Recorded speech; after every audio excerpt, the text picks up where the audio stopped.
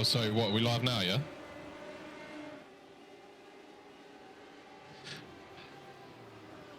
Evening, everyone. Sorry about that. So we're here tonight for the third round of the iRacing UK Community Radicals League.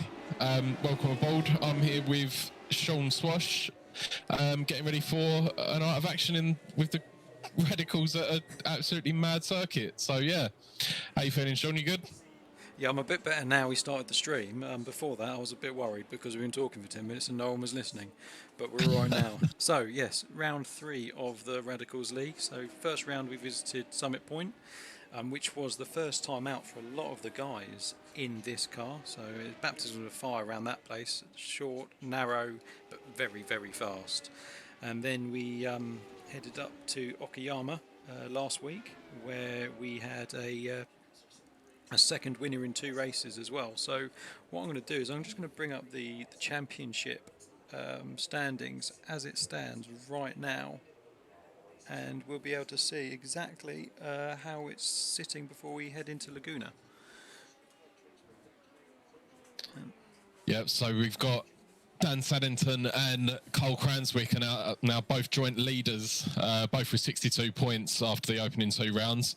They've both leapfrogged James Armstrong, who had, let's be honest, a disastrous couple of rounds to start with. Absolute pit dramas for him in both races. That was crazy, wasn't it, Sean? Yeah, definitely. I mean, it's it was the case of 2 mistakes cost him 2 wins, really. He was out and out probably the fastest driver in both. I think in the first race he was just pipped to fastest lap, but in the second race he just pulled out fastest lap after fastest lap at the end, trying to catch up those places after almost running out of fuel as he forgot where the pit entrance was yet again. Yep. And we've also got a little bit further down the leaderboard, we've got Nicholas Allen, who surged up the leaderboard after a podium last week. He came P3. Last week at Okayama, who is literally the biggest mover up the leaderboard. He's gone up 12 places to 8th now. And it's very, very tight after that as well. So 5 points separates the top 4 drivers, which after 2 rounds is to be expected, but it's just to show how competitive it's actually been. And also, there's only 20 points separating like P4 all the way down to sort of P13, so it's all to play for with a good few rounds left to run as well. Yeah, well, that's the beauty of having a fixed series with the really short races. Anything can happen, and I think the leaderboard kind of shows us what happens when you do that. Do you know what would be good is if we throw on just a quick track guide here and show you around the track. I know most of you have probably seen this place before, but it's always a little bit different in the Radical. So let's go over to that and let's see how it goes.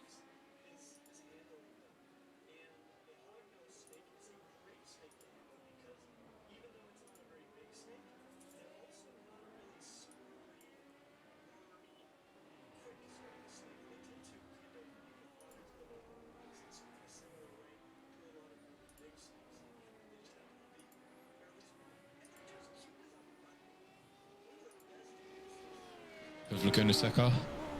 Going to have a quick track run through. Coming out of the last corner, going up the start finish line for a 2.2 mile lap of the...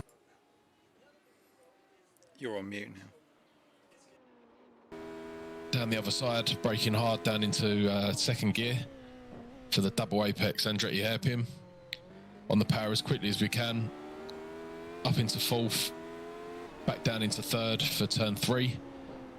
Getting on as power as quick as we can out into turn 4. We're just going to feather the throttle up into 4th and get on that power as quick as we can for the long run down into the tricky left-hander, which is completely off camber going up the hill. So you've got to be really careful getting on the power too early there, otherwise it will shoot you off the track. Up into the kink, which, well, it doesn't need to be said how difficult that is. Even there, he almost goes wide.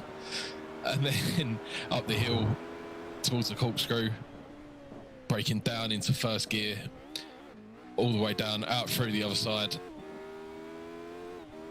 and then out into the rainy curve, feathering the throttle here in 4th gear, on the power as quick as you can, firing it into the right-hander, completely off camber. You can really put a lot of power down there. Braking hard now down into second gear for the final corner. On the power as quickly as we can, back up the hill to finish a lap of Laguna Seca.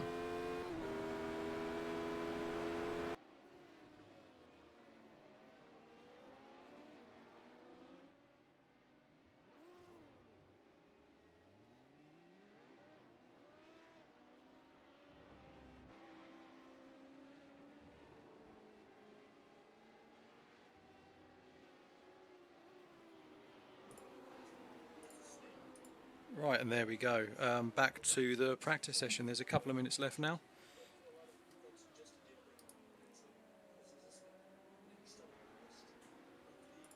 Evening, everyone. Welcome to the stream. It's good to have you here.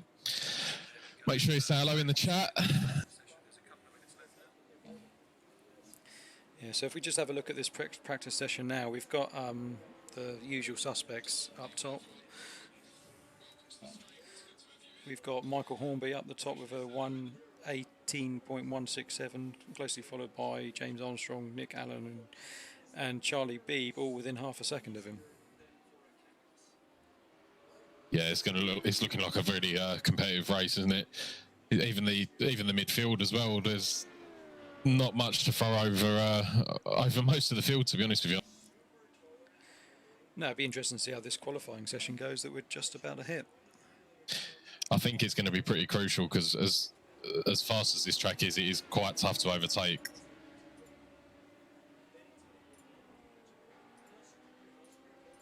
I think there'll be a lot of sends into the first corner, into the Andretti hairpin. Oh yeah, I think the fact that every single car is on track right now doing these practices with 10 seconds left shows they really are thinking about getting this fastest lap in, and they're putting the practice in now to get it done. So it's a individual qualifying session. So you get 2 laps, 10 minutes. I think it's going to be very, very competitive. I wouldn't be surprised if we saw someone maybe dip into the 17s. I think I'm going with a prediction now. I think that 1:17.9 puts it on pole. Do you know what, a 1:17.9 makes sense? In practice today, that's the sort of times they were hitting. A 1:18.1 was it in practice just then? So yeah, I would expect to see a time around the 18 mark. Right, so it looks like we're heading out on qualifying. Let's find a car. It looks like we've got Dan Seddington here. So we're on board with our championship leader at the moment, joint with Cole Cranswick, who had a mega result last week. Yeah, so they're all coming out at the same time, obviously in their own lone sessions. You've got no time at the bottom of the screen there.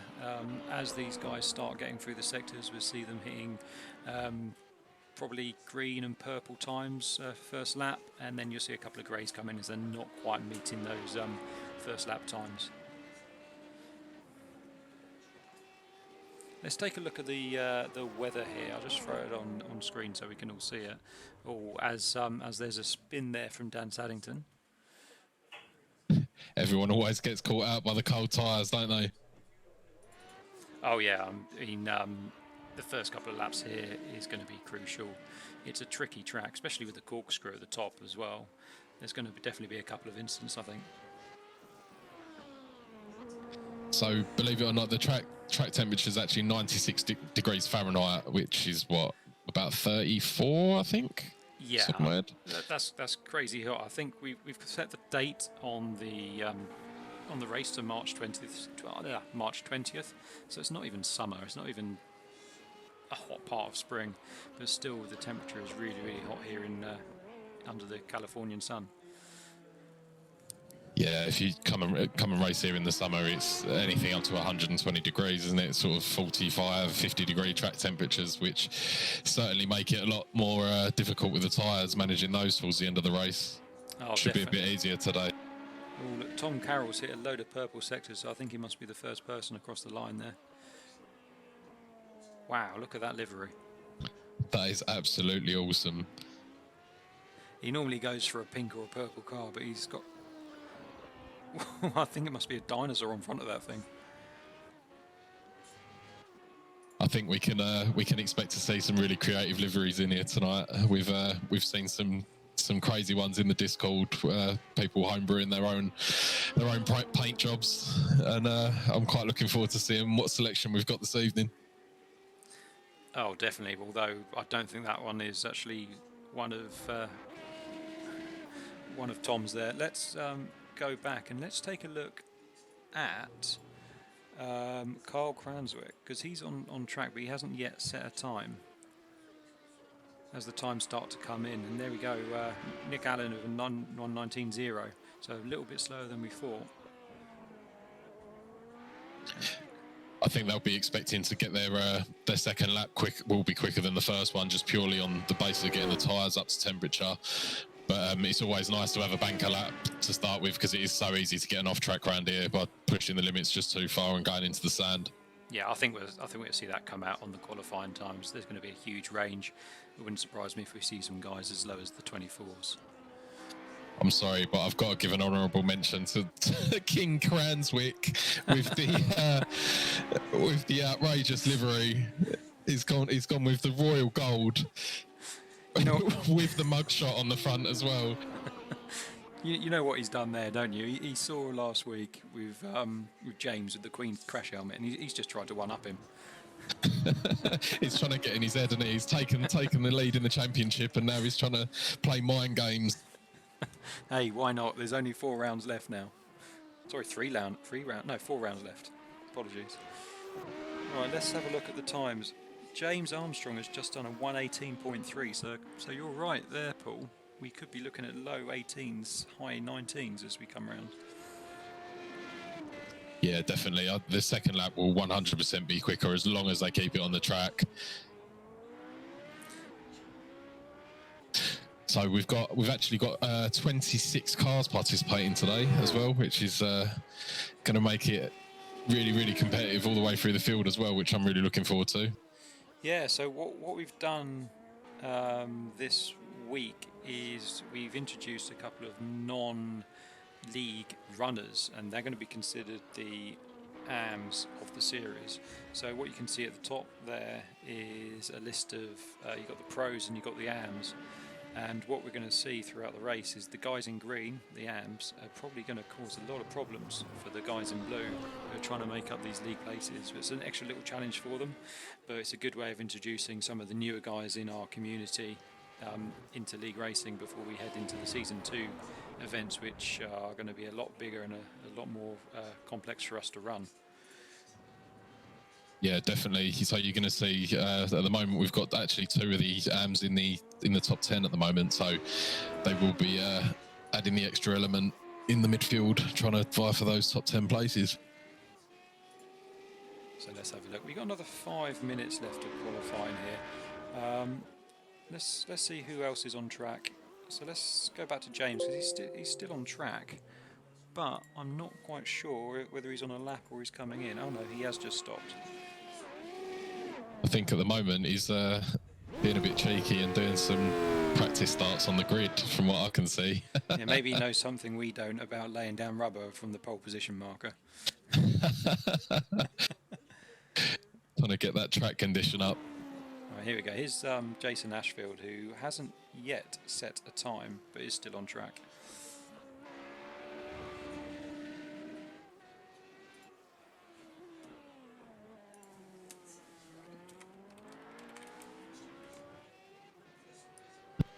Give you a quick rundown of how it's looking at the moment. We've got Armstrong in P1, then Hornby, Allen, Rowlands, Saddington, then Masters in 6th, Driscoll in 7th, Edisford in 8th, Cranswick in 9th, and Smith in P10. I think Mr. Cranswick will want to be getting a bit further up the grid than that after his P1 performance last week. Yeah, he started in 5th last week, so to start 9th, as he's got 8th in his class and 9th on the grid, isn't going to be great. So it looks like the only person on track now with 2 minutes to go qualifying is Jason here. So looks like he's just stopped as well. So what we'll do is we'll move the session on and we'll go straight into the race here, because I'm pretty sure everyone's going to be ready to go.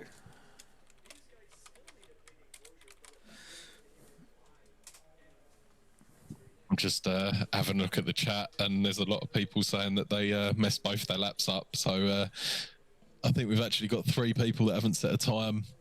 So they'll be starting at the back. Let's take a look at the overall qualifying anyway, and we'll see. We'll see what's going on there. There you go. So there's the qualifying results as they start lining up.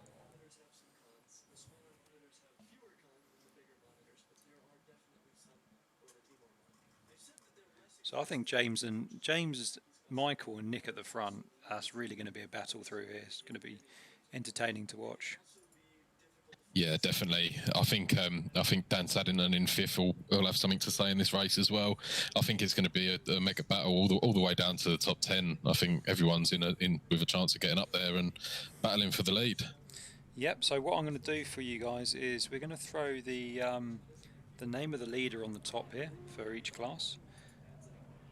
And we're going to throw up a track map for you as well, so that'd be the position of the cars. The blue cars are going to be the league drivers, and the green cars are going to be the AM drivers. What we're also doing for the league drivers is we're not going to allow them to drop points if they are behind an AM driver. They're going to be on 2 different scoring charts.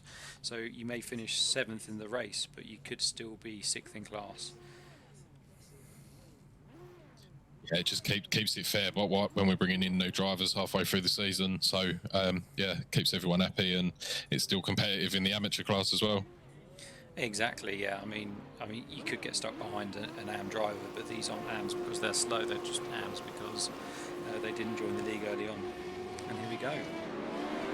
Green flag. We're off.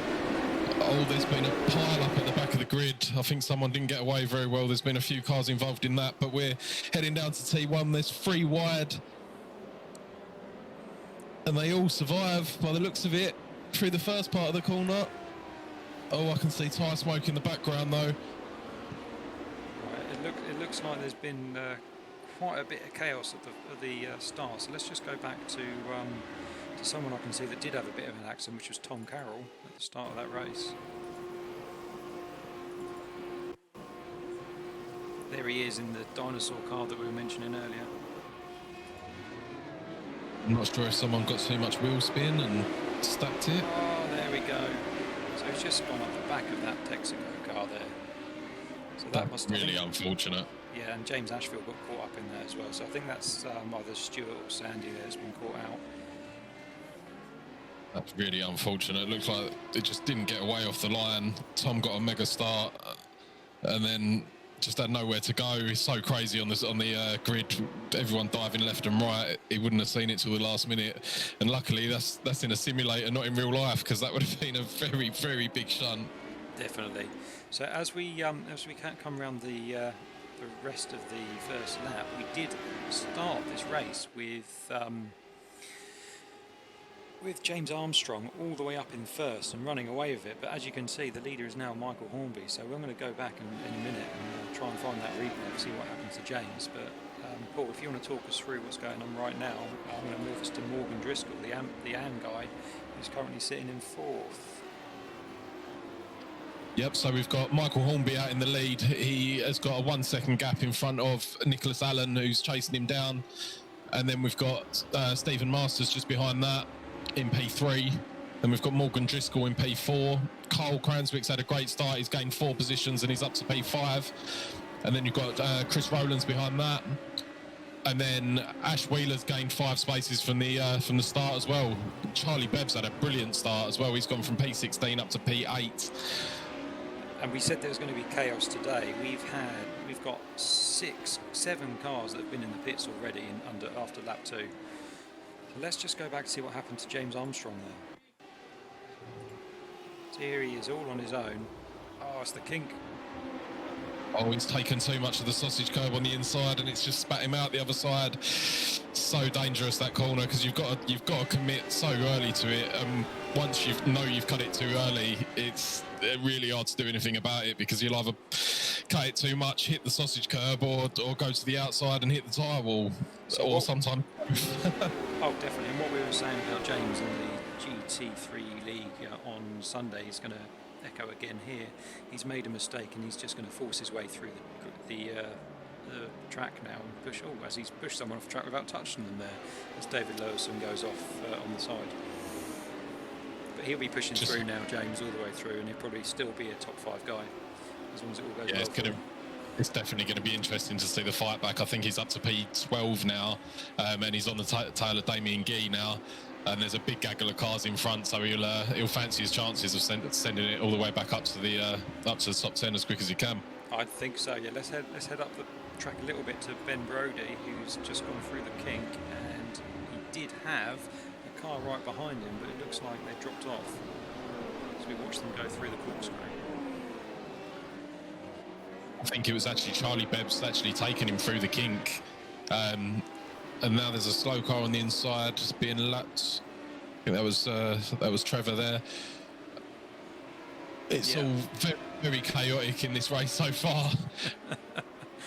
Oh yeah, totally. I've just thrown a battle box up there so we can see who these guys are. Oh, as there's another spinner and an accident on the last corner there. That's Ben again. That's unfortunate. Oh, he's on his roof as well. He's going to have to tow it back to the pits. That's really bad luck for him. Yeah, right outside the pit lane, he's going to have to do a whole lap of towing there. Oh God, that's going to cost him probably 2.5 minutes, if not more. It's kind of a race ender, that one. It is, yeah. As we just saw David Norman look up there going into turn 1. While we've been looking down the field, Michael Hornby's been going about his business, and he's now 1.8 seconds ahead of Nicholas Allen in P2, who's actually stretched out a bit of a gap behind him to Stephen. So it is starting to, the field's starting to stretch out a little bit as Michael Hornby goes through the corkscrew and finds a stranded Patrick Bennett on the inside, buried into the wall. Yeah, I think this really has been the most challenging track so far for these guys. Michael Hornby, unfortunately, didn't compete in the round last week, but luckily for him, we do have the opportunity for a driver to elect to drop their poorest scoring round. So he may have missed out on points last week, but he's definitely making up for it today.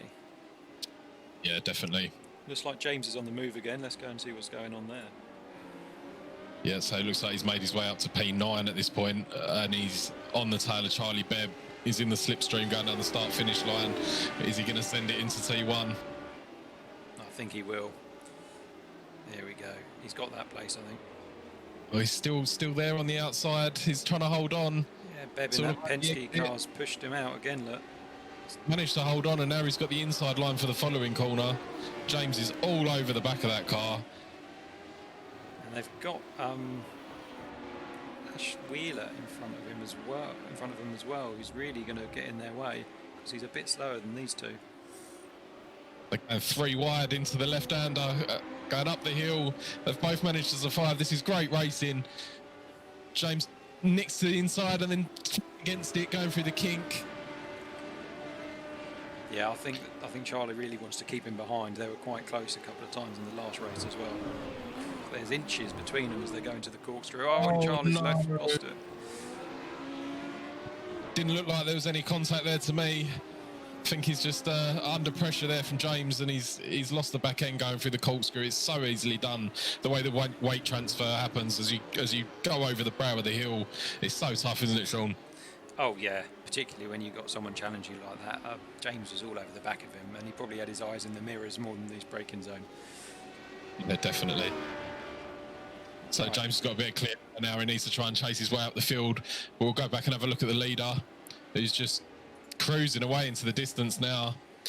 He's got his gap up to 2.6 seconds, and he's actually starting to come up to the back markers now already. He's already had a couple to deal with, but he's chasing up to the back of the main pack now.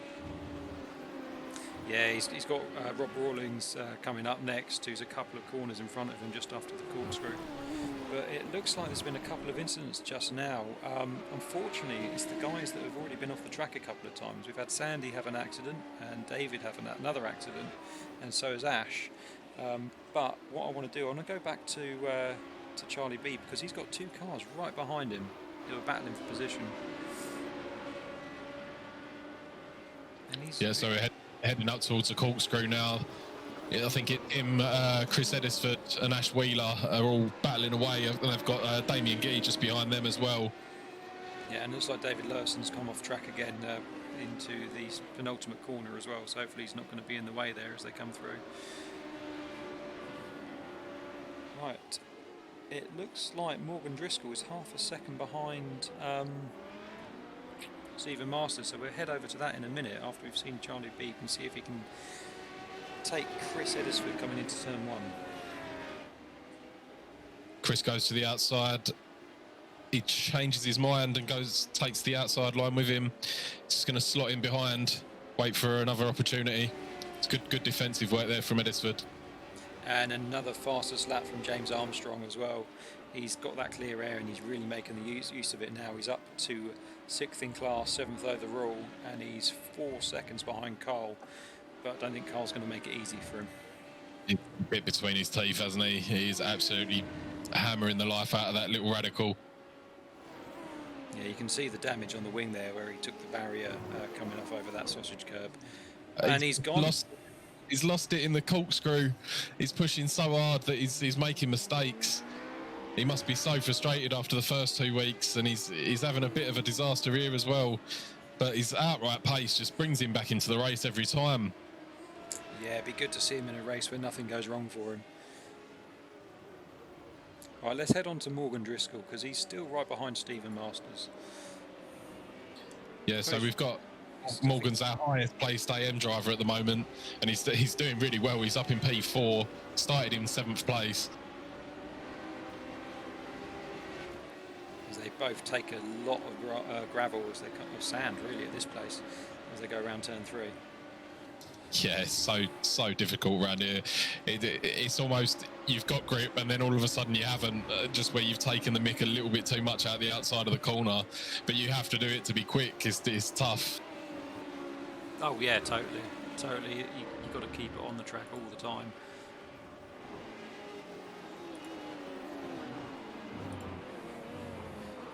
Right, let's see who's close. Okay, we've got Ben Chaplin is here, and he's attacking David Norman in the purple and gold car, and this is for 12th place.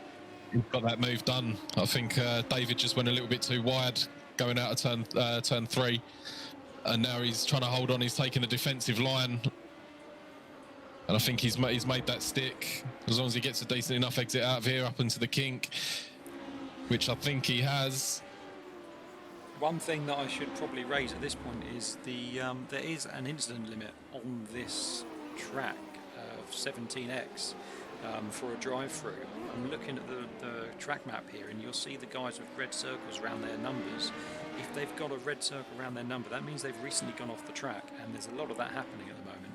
So we could see guys by the end of this race, as we're halfway through now, possibly having to do a drive-through, particularly the guys that have made contact with something or come off the track.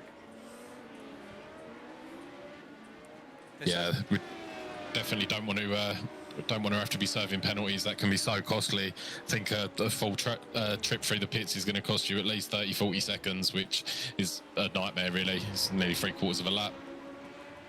Yeah, it is, and you're not going to be able to stop for fuel either.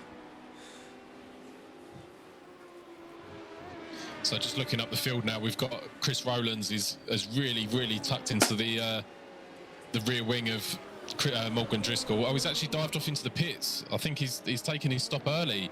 He's going for the undercut, and someone's actually dived in behind him as well. I can't see who it is at the moment. I think it might be, I don't know who that is. I think it might be Damien Gee. I think this is definitely strategy based. I don't think they need to be pitting yet, so I think Chris has decided instead of wasting time behind Morgan, he's going to dive in the pits and try and get the undercut done, hope for some clear air when he gets out the pits. Yeah, that might be the thing to do. You've only got 15 litres in these cars. 20 litres that we've had the last 2 races would pretty much take them to the end if they fuel save. So we've knocked them down a bit more to force them into a stop, and maybe give them a little bit more strategy as well. As we watch Charlie and Chris here battling for 7th It's the battle for P7, yeah. So, he's just gone wide. Oh, that's a great save there from Chris. He nearly put it in the wall.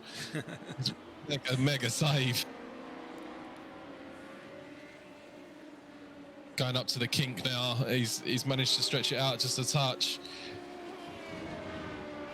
He's got a back marker coming up as well. That could make things difficult for him. Yeah, so we got Guy Robertson, who's about 2.5 seconds in front of him now as well. It could be that these guys are starting to run out of fuel though, because a lot of them are pitting. We've had Nicholas Allen and Carl Cranswick in this lap as well. As James Armstrong is now up to 4th place. I told you he'd be getting in the top 5, and he's just done a 1:18.039, another fastest lap. Yeah, he's absolutely flying. After previous performances, I do worry about his fuel tank right now. Just seeing how many people have dived in the pits, I hope he's judged it right for his sake, because I think he'll go absolutely mad if he gets this wrong again this week. Let's go and have a look at Charlie and Chris again, because they're quite close. As someone goes off the track behind them. That was Guy who they were coming up to, the pat marker. Yeah, James has assured us that he knows where the pit entrance is this week, so he shouldn't have too many problems getting in there.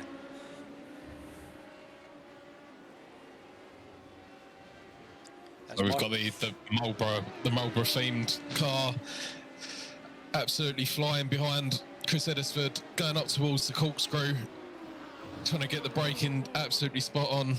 Just to stop you there, Paul, the top 3 have just gone in the pit, so let's have a look at James Armstrong and see what he does. Oh, he's found the pit lane this week.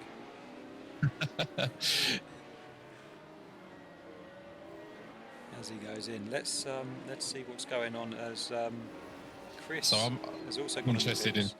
I'm interested in seeing where Chris Rowlands ends up after this. So he's just coming round the right-hander before the hairpin. I'm going to be interested to see where he comes out in relation to Morgan. So here he is. He's going around the last corner now. So as he flies up the start-finish line, I think he's made it work, you know. He has definitely made it work. As we've got the top 5 now of Beebe, Hornby, Allen, Rowlands and Masters. He's gone deep into the Andretti hairpin, but he's kept it going.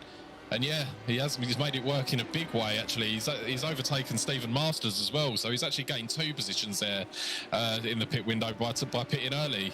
I'm guessing that's because he obviously didn't have to fuel save, and I think the other guys must have had to fuel save to get that extra lap in, which has ended up costing them places on track. Oh yeah, definitely. I'd say so. Something's happened with James Armstrong though. He went in the pits, and our timing chart says he went in the pits a second time for less than a second. So I don't know what's going on there. It could be just us, but he is now back down into 8th place. Let's look at the front 2 because they're battling it out right now. Could he potentially have had a drive-through, maybe? No, I don't think so. As Charlie Beebe goes into the pits for his fuel stop. Managed to make his last a lap longer than pretty much everyone else in the field, I think. He did. He's got no fuel in the car. I don't actually think he's going to make his pit box. Absolute disaster for Charlie Bebb. Absolute disaster. You can see the car really struggling there. Clutch in. I don't actually think he's going to make it. He's going to have to tow. There he is. He stops it. He's towed. Oh no! What a disaster. He has towed about 20 foot up the track as we head back to Carl. You see, if that was a real race, you'd have half the pit crew run up the pit lane to go and grab him. So we're back up with Carl now. He's in P6, but he's got James Armstrong firmly attached to his rear wing. He's going to be hassling him left, right and centre here. He's going to be under a lot of pressure. James is absolutely flying, and he's got the bit between his teeth. Oh, there's a car off in front of him as well. I think that's Morgan Driscoll, I think, was it? Oh no, sorry, it was a marker. Sorry, no, ignore me. He's tried to get out of the way so badly that he's put it off the track. Oh, James has had a big moment there behind, but he's kept it going. Heading up to the corkscrew. James is absolutely wringing the neck out of that car at the moment, but he's Cole's got a terrible exit out of the corkscrew. Yeah, James is going to get a run on him into the penultimate corner here, I think. Doesn't get on the grass on the outside. Yeah, he's got the inside. He's got the inside. Taking it. There we go. That's that was a good pass. That was really good. He took advantage of Cole getting a bit out of shape through the corkscrew there, and he's made it count. And away he goes. He's now up into P6. Yeah, let's watch this all the way through for the next couple of corners. Chris Rowlands is within half a second now of. Stephen Masters is within half a second of Chris Rowlands up in third. So we've got Cole looking around the outside, but he's not going to be able to make that stick. I think James is a bit too clever for that. And he's all over the back of that car. He's really forcing it. It's a little bit through there. I think that's going to give James the room he needs to get away. So we saw Charlie Bebb a couple of laps ago run out of fuel in the pit lane just yards from his pit box. He's actually, unfortunately for him, come out in 16th place overall. Absolute nightmare. He worked his way up the field. He actually started in P16 and he worked his way all the way up the field, and absolute disaster with the fuel count. He's just had a bit of an off through the corkscrew as well. He's not having a great time of it there. No, the thing is, though, he just needed a quarter of a litre, maybe half a litre, and he would have got to his pit box as well. So we go to Alan Broadhurst. Yeah, so this is the battle for P10. Going through the kink, he's chasing Ash Wheeler. So we've got Ash Wheeler in P10, being chased by Alan Broadhurst. He's going to chuck it up the inside. Sorry, around the outside through the corkscrew, rather. Oh, that's brave doing that there. That's right into the braking zone. I think he showed he had a lot of trust in his brakes there, because he outbraked Ash by quite a way there. He'd made the move done before he'd even got into the corner. Oh, and he's almost hit that back marker as well. He really is trying to push it, getting as close as he can as he goes up the start-finish line to start another lap. We expect there to be 4 or 5 laps left. Yeah, we've got 5 minutes to go, so I reckon what they're doing 118s, 119s now. So yeah, about 4 laps to go. So just moving back up the field slightly, we've got James has actually got Charlie Bebb in front of him at the moment, a back marker. I wonder if quickly he gets out of the way because he's got pace. But then he's got the gap down. Oh no, Morgan's had a slide through the corner, and he's actually lost that position now to James. So that's another freebie there for James. He's using the force at the moment, car diving out of his way, left, right, and centre. He's been lucky with that, hasn't he? Oh, big time. It's a back marker. Oh, it's actually Charlie has a I think Charlie's going to let him pass there. Well, he had a big moment coming out of there. The back end of the car went round in quite a big way. Yeah, I can't see that James is going to make up many spaces now. There's 5 seconds between him and Stephen up in 4th place. Let's take a look at Nicholas Allen in second. He's got 7 seconds in front of him as the leader, and he's got 4 seconds behind him, Chris Rowland. So he's quite comfortable there, and it's a good position for him, P2 in this race. Yeah, definitely. Nicholas had a bad time of it in the first race of the season. He was involved in an accident in the first lap, where I think he actually got hit from behind going into the carousel at Summit Point, which ended his race. As well, I think he had a couple of other little incidents as well, but I think that pretty much ended his race for the first one. And then had a strong P3 in the last race at Okayama. So to follow that up with a P2, he's working his way up. Maybe he'll get the win next week. Yeah, quite very possibly. I'm going to head over to Morgan Driscoll as well, see how he's recovered from the spin he had earlier. So he's actually only a second and a half behind James Armstrong, and he's there or thereabouts closing him up. Yeah, as he heads down into the Andretti hairpin, you can just see James in the distance there. As Charlie almost takes him out. Wow, that would have been controversial. This is the problem Charlie's got though, because he knows he's quick, but he's going to have to let people pass because of blue flags. Yeah, it's the name of the game, unfortunately, and he's all over the back of that leading car. Got to say, those 2 liveries there, the old school Golf and the Marlboro colours, looks absolutely fantastic. Oh, looks like something out of the golden days. I feel like I'm watching. Was it Can-Am? Kind of look like bigger versions of these. Yeah, I know what you mean. And they definitely turned a few laps at Laguna Seca, that's for sure. Oh yes, a little bit heavier than these things out of fear. Yeah, and so was it like a 6-litre V8 or something silly like that in it? Pure American muscle. So just looking down the field a little bit, we've got, in fact, let's do a rundown. So we've got Michael Hornby out in the lead. We've got a couple of laps to go. And then we've got Nicholas Allen in P2. We've got Chris Rowlands in P3. And then we're at Stephen Masters for P4. And we've got James Armstrong in P5. And right behind him. As James is slow. He's on the outside of the track. Has he underfueled his car again? No, I think he may have had an off on T1. Let's just go back and see if we can find out what happened there. I think his car's really, really damaged. This looks like it's crabbing all over the road. Yeah, it doesn't look good, does it? I think that's actually, at the moment, he's dropped him back down to P7. Or even, it might even be P8. He's very, very slow. He's trying to limp that car back to the pits. Do you reckon he hasn't fueled it? I don't know what he's done. He's all of a sudden really, really slow. Oh, he's up to speed again now. It looks like we're in the last lap anyways. No, he's pulling the clutch in.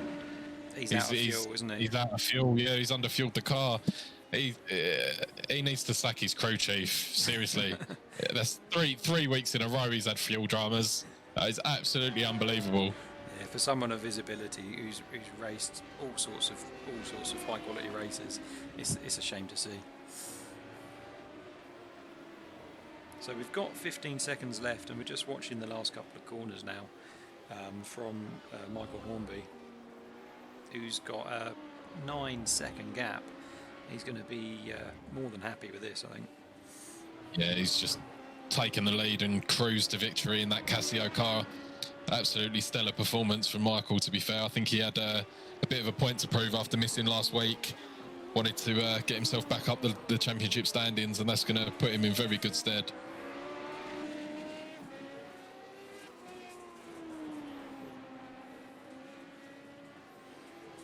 Well, we do have Cole right on the back of Morgan here as they go into the last kink and corkscrew.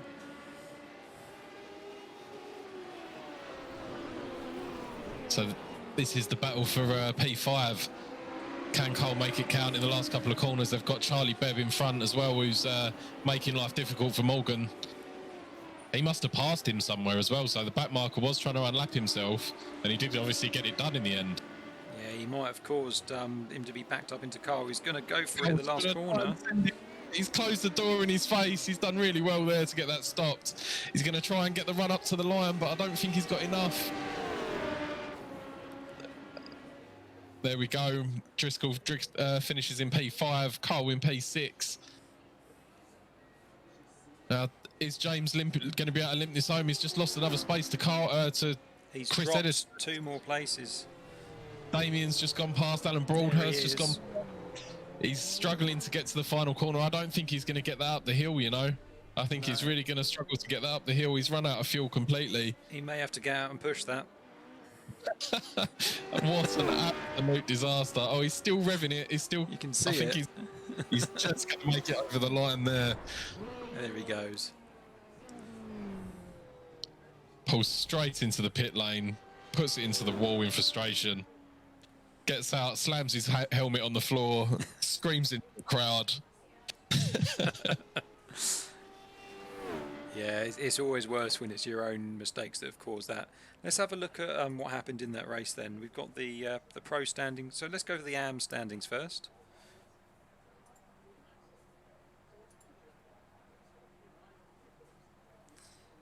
So we had 4 AMs. We had Morgan Driscoll, who finished first of the pot, followed by Neil Smith, Patrick Bennett and Tom Carroll. There's only a few of them in there. They were all over the place. You can see that Tom's 11 laps behind. Not a great evening for Tom. I don't think I'll see him skating around in the sand quite a lot, building sand castles. Well, he did have a Nickelodeon kids paint job on his car, so what do you expect? And here we go. Looking Here's at the pros. with the pros, we've got Michael Hornby in taking, I think that's his second win now, isn't he? He won the first week as well, didn't he? He did indeed. Yeah. So second victory out of 2 because he missed last week, and then Nicholas Allen with a strong P2 after a P3 last week. Chris Rowland's another great performance from him, getting up on the podium. I think that's his first time on the podium, so he'll be very, very pleased with that. We've got Stephen Masters in P4, Cole P5. I think he gained, was it 5 or 6 positions after his grid? He was so ninth on the grid, yeah. Yeah, so 4 places there for Cole after a win last week. It's very consistent there. That's good work from him. Then we've got Chris Edisford has got a very, very strong position there in P6, followed by Damien Gee. I'm sure he'll be really happy with that because I know he's had a few incidences in the previous race, so he'll be really happy with a P7. And then Alan Broadhurst in 8th. James Armstrong, what an absolute nightmare for him again. Someone who should have been contending for the win. He's again had absolute pit dramas. I think he actually passed through the pits twice. He ran out of fuel at the end, and yeah, day to forget for James. Let's put that behind him for week 4. Yeah, I've just seen a comment on our Twitch here. Someone's put, "Did he realise that the fuel is actually free at this event?" Going on like he's paying for the fuel himself. Yeah, absolutely, absolutely mad. Right, let's take a look at the championship standings then as we head out of round 3.